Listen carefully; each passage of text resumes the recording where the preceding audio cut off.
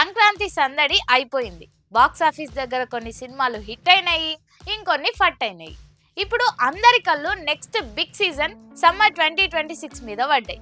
Holiday season కాబట్టి వసూళ్ల విషయంలో కలిసి వస్తుందని పెద్ద ప్లానింగ్ లో ఉన్నారు movie makers.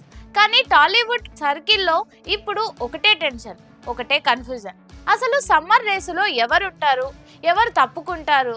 Ram Charan Peddi, Nani Paradise fix అనుకుంటే సీన్ మొత్తం రివర్స్ అయ్యేట్లు కనిపిస్తుంది. నిజానికి అనౌన్స్మెంట్ ప్రకారం మార్చి 26న నాని ప్యారడైజ్ మూవీ, మార్చి 27న చరణ్ పెద్ది రావాలి. కేవలం 24 గంటల గ్యాప్ లోనే. కానీ లేటెస్ట్ అప్డేట్ ఏంటంటే ఈ రెండు సినిమాలు పోస్ట్పోన్ అయ్యే ఛాన్స్ 90% కనిపిస్తుంది. బుచ్చిబాబు డైరెక్షన్ లో mega power star Ram Charan పెద్దిగా మాస్ అవతార్ ఎత్తబోతున్నాడు. కానీ ఇంకా షూటింగ్ బ్యాలెన్స్ ఉంది.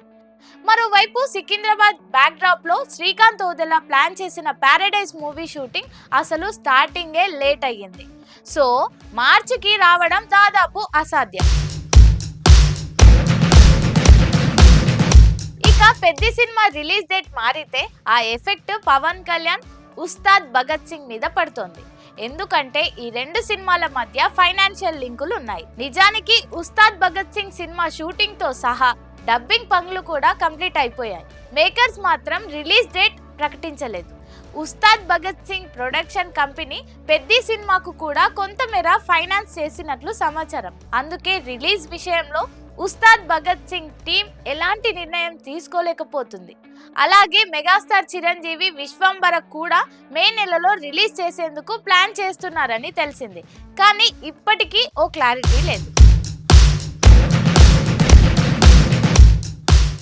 ఇది చాలదన్నట్టు వేసవి బరిలో ఎస్ చేసిన టాక్సిక్ మూవీ, రణ్వీర్ సింగ్ చేసిన దురంధర్ 2 కూడా కర్చీఫ్ వేశాయి.